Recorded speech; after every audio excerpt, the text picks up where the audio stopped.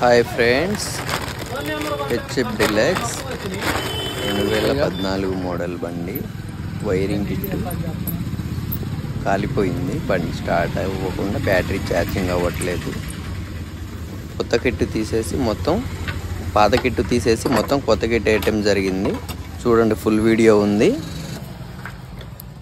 పోలీసులకు పట్టిస్తాను అచ్చంపేట మండలంలో నేను నా ఊరు కూడా చెబుతా. నువ్వేం చేసావు మొత్తం